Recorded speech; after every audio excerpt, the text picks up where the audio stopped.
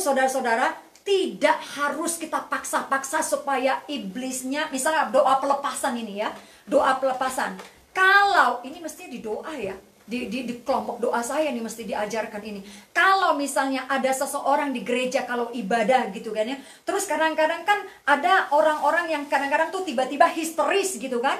Tiba-tiba ada orang-orang histeris mungkin karena akar kepahitan yang lama, atau mungkin akar penolakan, atau mungkin akar amarah. Kan kadang-kadang mereka, kalau mereka tidak jaga, mereka punya pikiran, kalau mereka tidak bisa kontrol, mereka punya jiwa atau emosi, itu mereka bisa berekspresi dalam bentuk manifestasi iblis. Kadang-kadang mereka tuh bisa bermanifestasi seperti ular, atau bermanifestasi seperti singa atau harimau gitu, saudara-saudara. Jadi saudara-saudara, tapi saya mau katakan, kita tidak harus pancing orang tersebut harus manifestasi. Bagaimana caranya untuk orang yang pernah memiliki kuasa kegelapan? Saudara-saudara, cara yang terbaik untuk melepaskan orang tersebut, saudara-saudara, bebas daripada kuasa kegelapan yang mengikat mereka, satu-satunya itu dengan firman Tuhan. Orang tersebut harus sadar gitu ya, membaca firman Tuhan, berdoa. Ketika orang tersebut membaca firman Tuhan, berdoa tiap hari, siang dan malam, menjaga, bersekutu, menyembah, itu sebenarnya doa pelepasan yang paling efektif. Dan tidak harus jongkir balik menghabiskan tenaga, saudara-saudara. Dan itu lama-lama kuasa kegelapan di dalam jiwanya, di dalam pikirannya, di dalam hatinya, di dalam tubuhnya, saudara-saudara, itu melemahkan. Firman Tuhan melemahkan kuasa iblis. Karena apa? Rohnya diperkuat, pikirannya diperkuat, jiwanya diperkuat, emosinya semakin dikuatkan oleh Roh Kudus, saudara-saudara. Jadi saudara-saudara, doa pelepasan yang sampai manifestasi begitu sebenarnya tuh jalan tol lah, mungkin saya pikir gitu ya. Akses gitu, akses yang instan gitu ya. Tapi belum tentu nih orang-orang yang sudah dilepaskan dari kuasa roh jahat, belum tentu mereka sepenuhnya akan bebas dan menjadi baru, saudara-saudara. Karena kalau orang tersebut sudah dibebaskan dari roh jahat tapi tidak dipelihara dengan firman Tuhan, dengan doa, dengan kehidupan yang kudus, maka roh jahat yang lebih jahat lagi, 7 kali lebih jahat, bisa masuk lagi ke dalam orang tersebut. Jadi saudara-saudara, doa pelepasan yang paling efektif adalah dengan memberitakan, membaca firman Tuhan pagi, siang, malam, ke otaknya, saudara-saudara, ke pikirannya, menyembah Tuhan. Jadi karena apa? Malah kebalikannya bisa, malah saudara, manifestasinya bisa kebalikan. Suatu hari saya habis khotbah di gereja, kalau nggak salah itu di Bekasi pada waktu itu. Jadi habis saya khotbah begitu, lagi mendoakan orang-orang, tiba-tiba ada satu anak remaja, tiba-tiba dia nangis, gitu, teriak-teriak begitu ya, teriak-teriak. Akhirnya kan jadi ibadah kan terganggu gitu kan ya. Nah saudara-saudara, kalau lagi ibadah gitu ada anak-anak yang seperti orang yang bermanifestasi seperti itu, segera orang tersebut diangkut ya, keluar, dipisahkan dari ibadah. Karena iblis ini suka mencari perhatian, supaya perhatian itu pindah dari jemaat umum ke dia. Nah iblis tuh sukanya juga seperti itu, mencari perhatian. Nah saudara, jangan rame-rame saudara diliatin, dipelototin, akhirnya ibadahnya habis gitu ya, ibadahnya jadi pindah gitu loh, terganggu gitu loh, langsung dipindahkan. Nah pada waktu itu saya suruh orang untuk memindahkan anak tersebut dari ibadahnya, dan supaya saya berlanjut melayani orang-orang yang saya perlu doakan.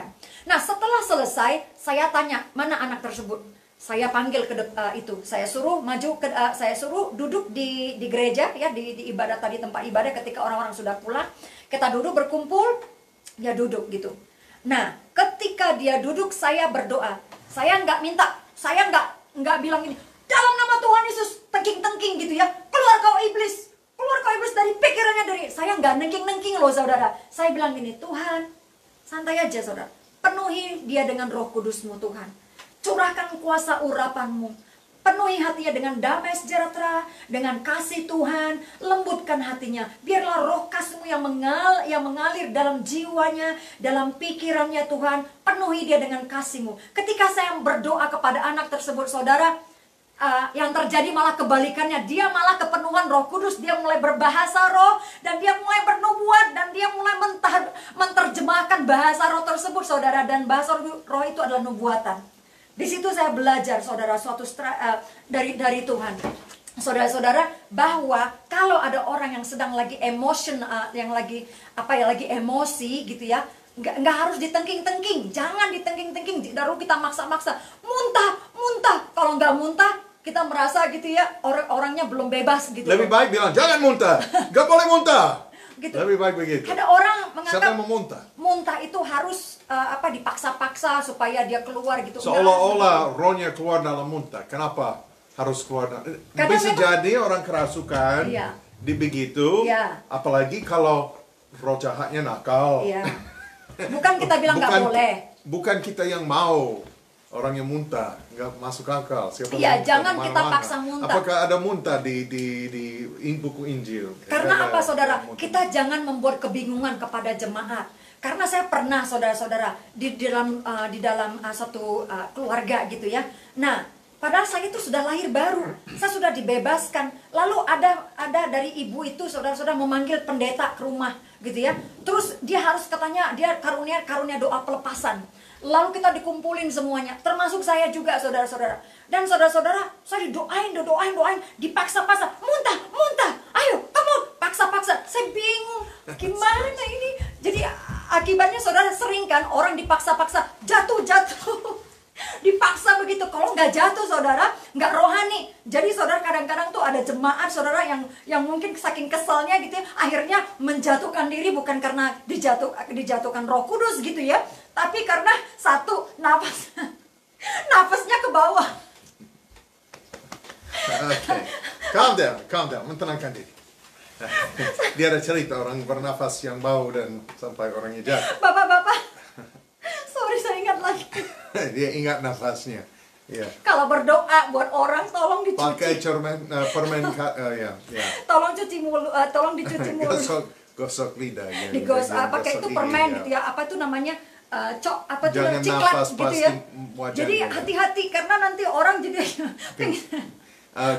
pingsan gara-gara itu. Jadi saudara, intinya, saudara, jangan menjadikan suatu doa pelepasan gitu ya. Akhirnya yaitu, saudara, akhirnya kalau kita memaksa-maksa suatu doktrin dalam berdoa, akibatnya, saudara-saudara, bisa kita membuat doktrin yang ngada-ngada gitu loh, saudara-saudara. Doa itu very simple gitu. Kita minta kuasa Tuhan turun melepaskan orang tersebut. Kadang-kadang doa itu adalah doa yang sangat spontanias, saudara-saudara, bukan suatu doktrin. Oke? Mari kita baca selanjutnya, Pak. Ibu Amos Yance, maaf Ibu, boleh saya minta bantuan? Oh, ini lagi tadi siapa tadi itu? Ratna, saya juga beribadah doa semalam suntuk untuk GB Marsaron. Ada yang punya karunia bahasa roh yang lain, diam dan diterjemahkan dalam bahasa Indonesia sehingga ibadah doa malam tertib dan disiplin. Amin, amin. Saya dulu dari gereja ini, Bapak Ibu. Saya sebenarnya dibangun di sana. Yang ada mengenal dewasa itu. Pohon zaitun. Ada pohon zaitun? Iya, itu tempatnya. Oke, Andrea. Benar, banyak gereja sekarang kalau orang tidak gelar pendeta, tidak boleh berkhotbah, padahal firman tidak mengajarkan begitu. Dan banyak gereja sekarang harus urusan dunia. Iya, Bapak. Amin.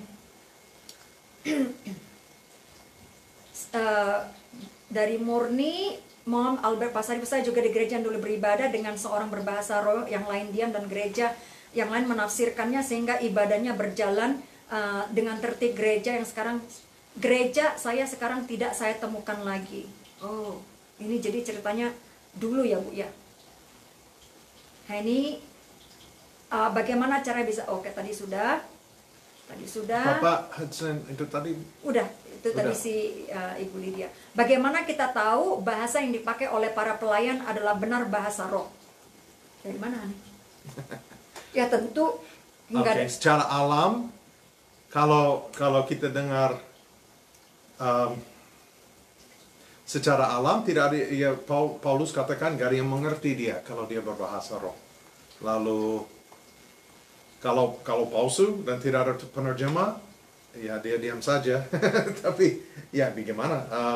Ya kalau dari Roh Kudus, kalau Roh Kudus menunjukkan bahwa itu salah, itu bisa jadi. Tapi Di Alkitab Ya. dikatakan setiap suara pasti memiliki arti, gitu loh. itu dalam pasal itu tadi. Iya. Kita, Jadi saudara-saudara, artinya maksudnya gini, Bapak tahu, Bapak kita tahu bahwa apa yang kita ucapkan itu adalah suatu ucapan doa kepada Bapak. Tapi bagaimana kita tahu kalau itu adalah bahasa orang lain?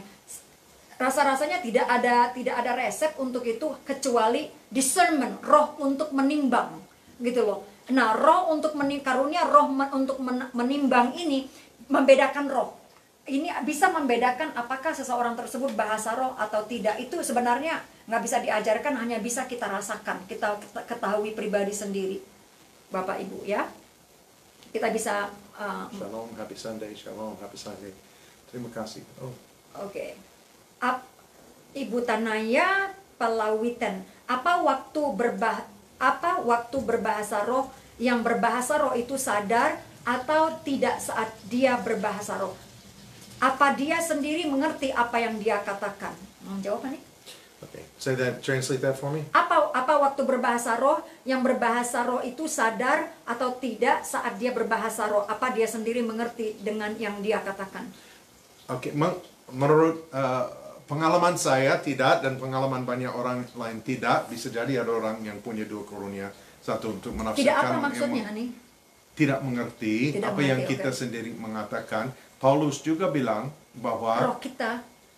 dia lebih, kalau dia lebih berbahasa roh daripada, I speak in tongues more than you all. Saya berbahasa roh lebih banyak daripada di antara kalian semua. But in the church, I would rather speak 5 words with the understanding. Tetapi di dalam jemaat saya lebih suka kalau saya berbahasa dengan bahasa yang dapat dimengerti. Yeah, with the understanding. He's Dengan actually pengertian. saying in the Greek, it says, Di dalam there's a word bahasa that means Yunani, mind, with my mind. Di dalam bahasa Yunani artinya perkataan yang bisa dimengerti oleh pikiran. No, with his own mind. Dengan pikiran dia.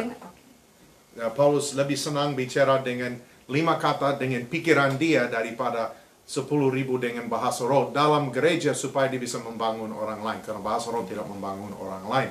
Lalu berarti ada dia berdoa dengan pikirannya atau dia berdoa bahasa roh. Kalau dia berdoa dengan bahasa roh, bukan seolah-olah dia tahu bahasa Latin dan dia berdoa dalam bahasa Latin. Berarti ada sesuatu yang dia tidak mengerti. Ada mystery that he speaks with the Spirit. How do you say that? A mystery. Rahasia daripada Dengan dia bicara sesuatu membicarakan yang rahasia, mengucapkan rahasia dengan rohnya. Ya. Iya. Nah, ini dia berbahasa itu sadar atau tidak sadar. Saya katakan ketika kita bahasa roh, kita sebenarnya sadar. Hanya saja main kita, nggak mungkin orang dalam keadaan tidak sadar gitu ya, tiba-tiba bahasa Arab gitu ya, kayak orang kerasukan gitu. Enggak, berbahasa roh itu bukan seperti orang yang kerasukan. Oh, oke, itu maksudnya dia. Iya. Saya pikir, apakah dia dalam trance? Begitu. Dalam trance? atau Biasanya tidak sadar. Oke, ya, kita sadar tapi tidak mengerti kata yang kita mengucapkan. Iya. Ya, Jadi, saya salah tangkap tadi, maaf. Jadi sebenarnya begini Bu, pengalaman saya ketika saya awal-awal berbahasa roh, ingat ya, saya mungkin saya udah pernah khotbahkan, ketika saya minta Tuhan untuk memberikan saya berbahasa roh, saya sudah siap. Nah, ketika pada waktu itu hari Pentakosta, 10 hari setelah pembaptisan air, pada waktu 10 hari kemudian itu adalah hari Pentakosta. Jadi saya semangat sekali untuk mendapatkan bahasa roh itu. Nah, kata pendeta tersebut, buka saja mulutmu. Saya buka mulut saya. Terus dia bilang, berikan suara gitu. Begitu saya sampaikan dan pikiran saya pusatkan kepada Tuhan. Saya seperti orang-orang yang berharap-harap, saya seperti orang yang menanti-nanti, tetapi kita ini harus aktif, saudara-saudara. Nah, ini yang saya perhatikan, yang banyak sekali kenapa orang tidak mendapatkan bahasa roh padahal mereka ingin, padahal mereka mau. Dia pikir itu bahasa roh itu seperti orang yang kerasukan gitu loh, tiba-tiba masuk gitu ya. Tidak. Jiwa kita, emosi kita, tubuh kita, perasaan kita, tenaga kita, gitu, suara kita harus ikut di dalamnya, harus terlibat di dalamnya. Karena apa? karena Tuhan akan pakai lidah kita untuk saudara-saudara berkata-kata dalam bahasa roh. Jadi ketika saya ucapkan dan tiba-tiba lidah saya mulai bergerak ketika saya mulai meresponi instruksi. Jadi ingat, beda dengan diajarkan. Bahasa roh itu tidak diajarkan apa levelnya, notnya, atau kosakatanya, itu tidak diajarkan. Tetapi para gembala-gembala atau para hamba-hamba Tuhan, pemimpin yang melayani, yang ingin mengimpartasi karunia bahasa roh, saudara bisa kerjasama untuk mendapatkan roh tersebut. Jadi saya pernah menerjemahkan hamba Tuhan dari Ghana 2,5 tahun yang lalu di Jakarta. Ketika saya di Jakarta, kami lagi doa malam gitu ya. Dia katakan sama orang, saya akan mencurah, saya akan mengimpartasikan roh karunia bahasa roh. Saudara harus terima. Jadi orang-orang tuh pada bersuara, mereka berdoa, ayo berdoa pakai suaramu. Nah, ketika dia jama orang yang sudah berdoa tersebut, tiba-tiba jadi mengeluarkan satu kata-kata yang spontanias, yang dia sendiri tidak punya kosakatanya, kata-katanya gitu ya, atau kata-kata yang bisa dia mengerti. Nah, saudara-saudara, dan ketika itu saya sepertinya punya karunia untuk membantu seseorang, saudara, memancing istilah katanya, untuk dia bisa berbahasa roh. Jadi pada waktu orang tersebut sudah kayak kepenuhan Roh Kudus dengan berbahasa roh tersebut, saudara-saudara, saya mulai berkata-kata pakai bahasa roh di dalam telinganya.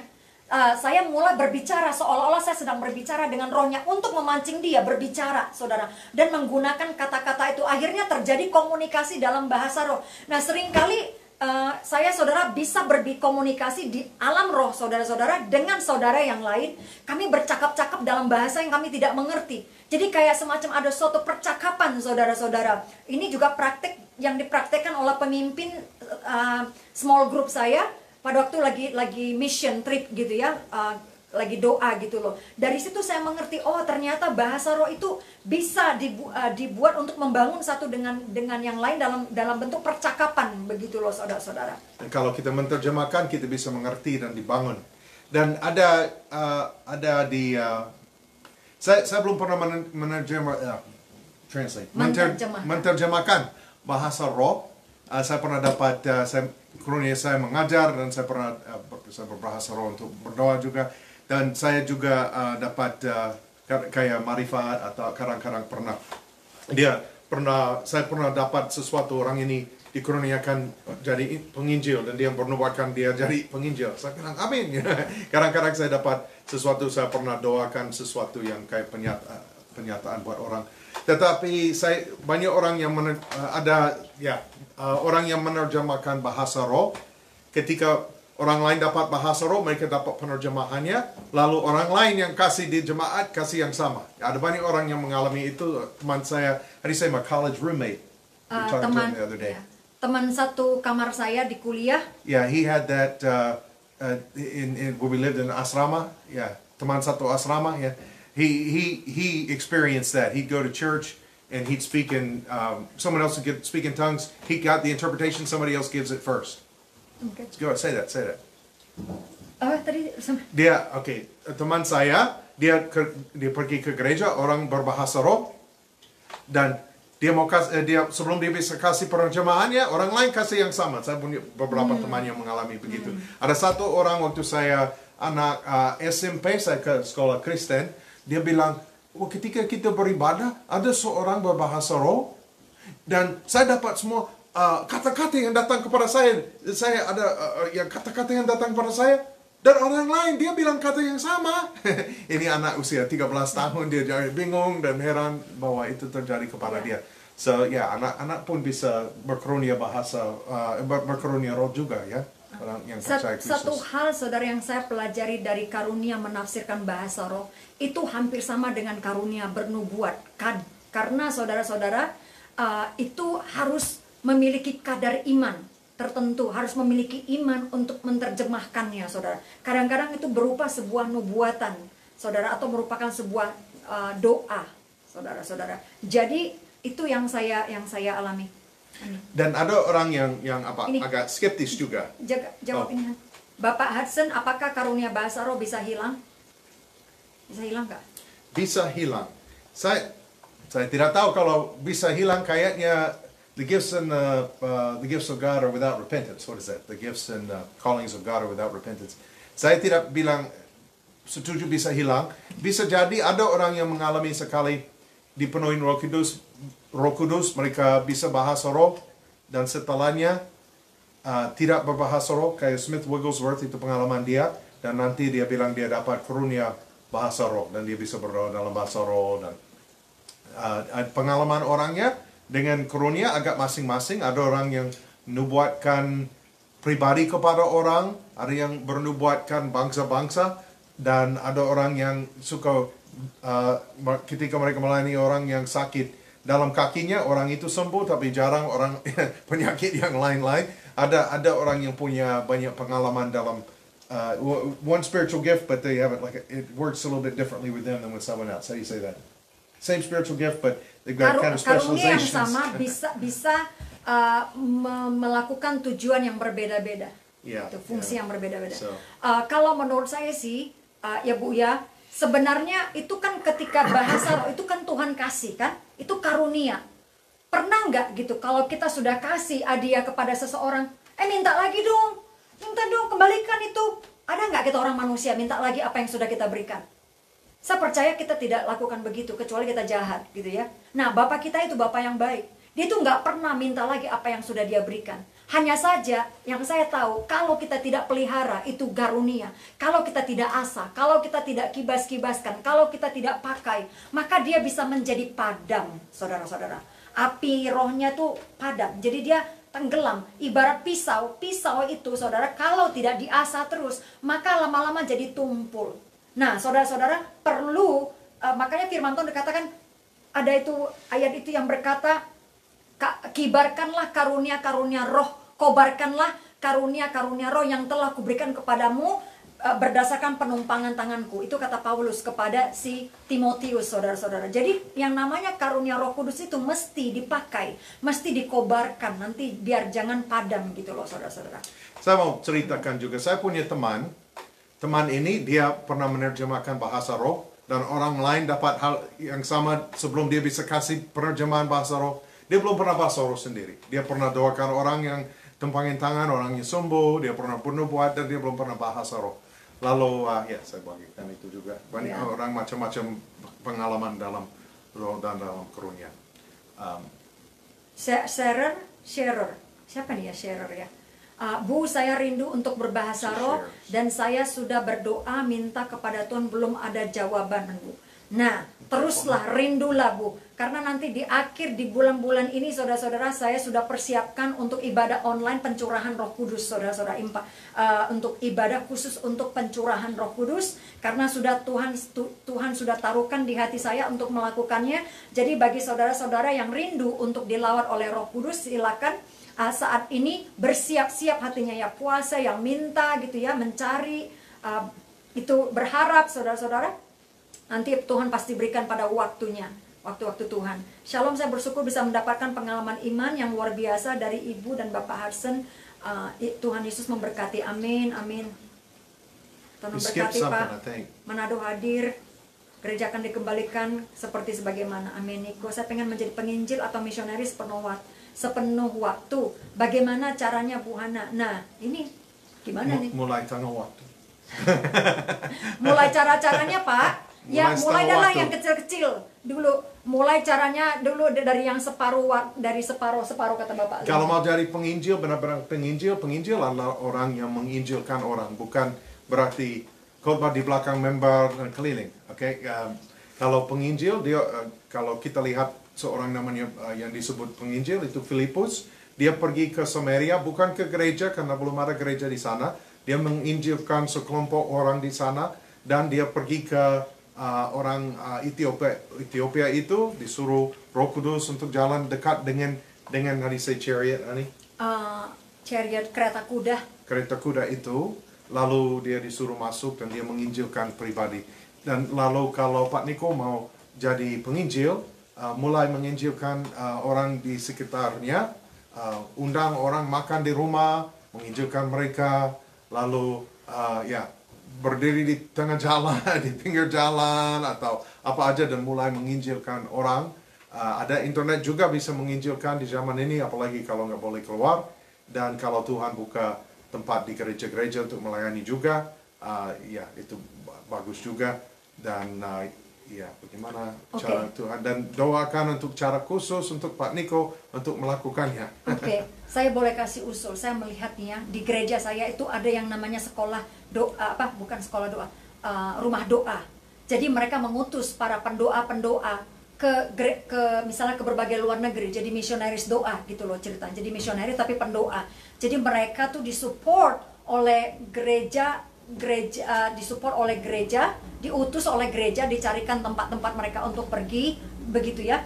Tapi orang-orang tersebut mereka harus mencari mencari hidup sendiri. Jadi mereka tidak disupply oleh gereja untuk dapat duit tiap bulan gitu ya, untuk kehidupan mereka gitu. Tapi mereka ini harus donatur ya, mengharapkan mencari donatur untuk mensuplai mereka punya kehidupan begitu ya. Nah, setelah itu mereka diutus sekitar 3 bulan, 4 bulan, kadang-kadang ada dananya atau tidak.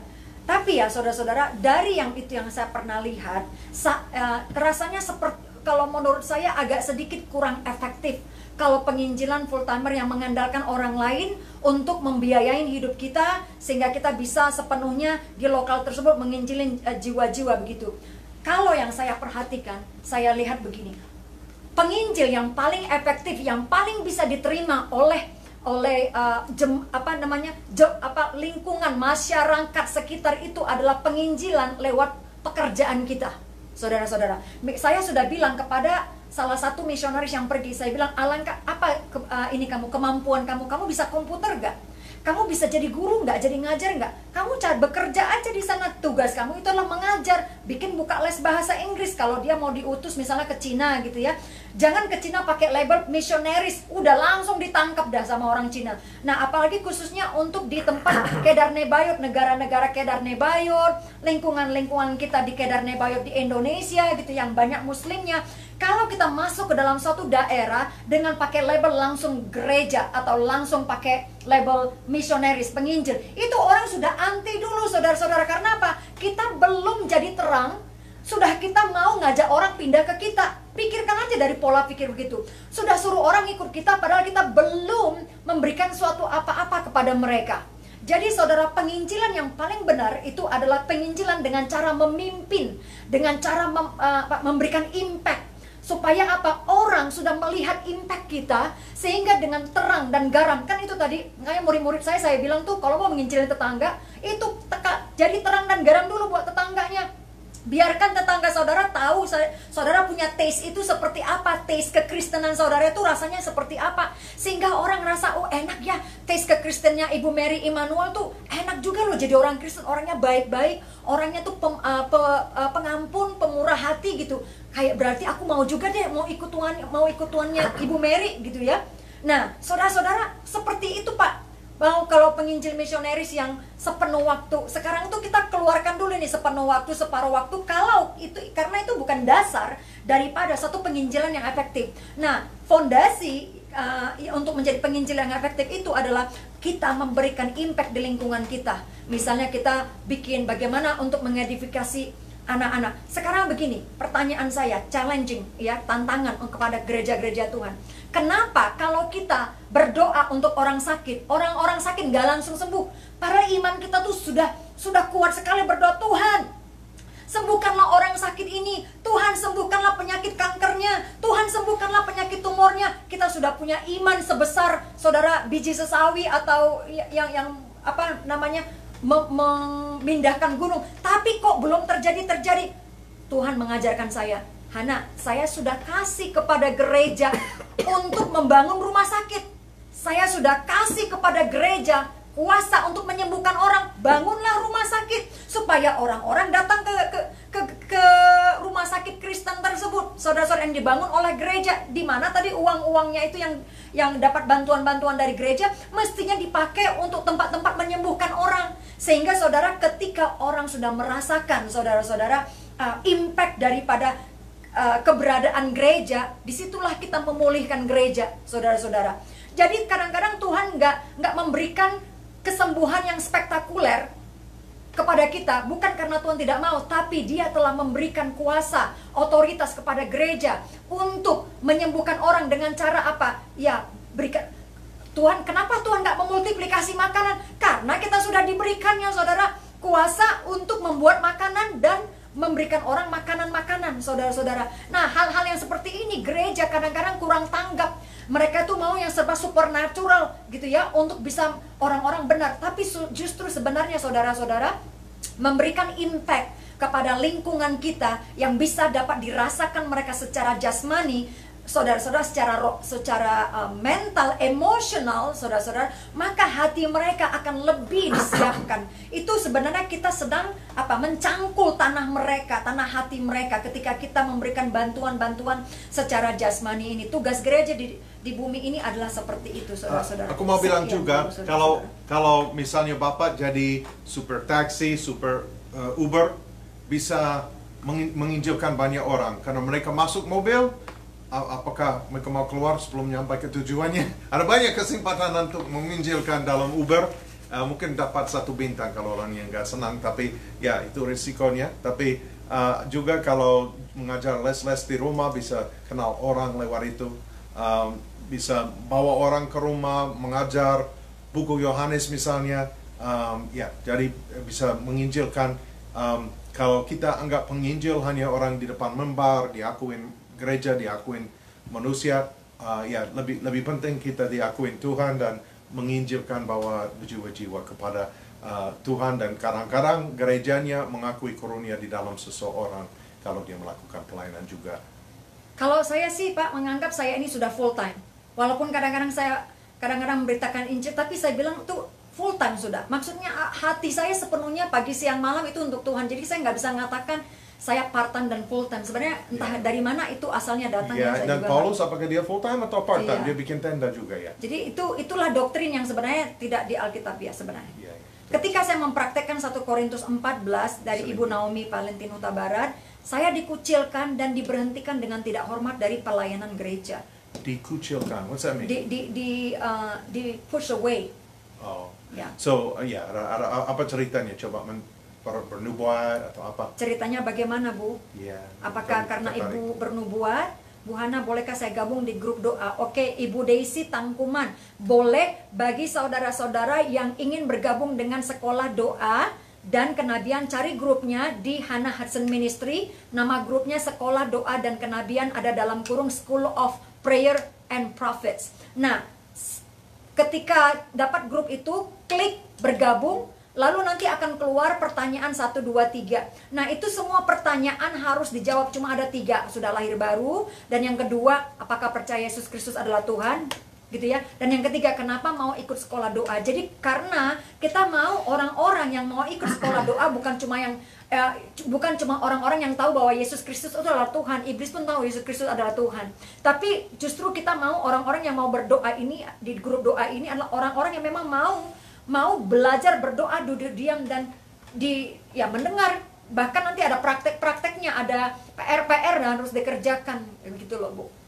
Karena sekarang ini ada 200 orang yang saat ini sedang menanti, tapi rata-rata mereka itu diundang. Nah, ini masalahnya. Jadi saudara-saudara, kalau mau mengundang orang-orang untuk bergabung di dalam sekolah doa, belum tentu mereka saya approve. Kenapa? Karena orang tersebut tidak tahu kalau dirinya sedang diundang. Jadi saudara-saudara, mereka tidak meresponi atau isi jawaban-jawabannya. Tapi akibatnya banyak orang list gitu ya untuk gabung. Cuma mereka tuh adalah orang-orang yang diundang. Berarti mereka nggak niat gitu loh. Bukan dari niat mereka sendiri untuk gabung di sekolah ini. Itu sebabnya saya tidak approve mereka. Karena saya sudah kirim, dari admin saya sudah kirim gitu, tolong kasih tahu mereka kalau mereka benar-benar mau ikut sekolah ini, mereka harus pergi ke grupnya dan klik join dan isi 1, 2, 3. Kalau enggak, kita nggak bisa approve mereka. Karena tiba-tiba kita ada banyak orang, 1000 orang gitu di dalam, tapi mereka tuh rata-rata yang di-invite, mereka sendiri nggak tahu mereka sudah ada di dalam grup gitu loh, saudara-saudara. Nah, kita nggak mau, karena lagi-lagi saya bilang di grup saya mau kualitas. Saya mau kualitas murid-murid saya tuh orang-orang yang memang hatinya rindu. Orang yang memiliki hatinya rindu gitu ya. Dan mereka gampang sekali belajar gitu. Pak Andre mau minta agar Bu, diajarkan. kalau boleh diajarkan di grup cara mengusir orang sedang kemasukan. Oke, Usir setannya. dulu biasanya kalau saya mengusir orang kemasukan, Setannya, usir setannya dari ya. orangnya. Kadang-kadang ya Pak ya, yang pertama itu ya, saya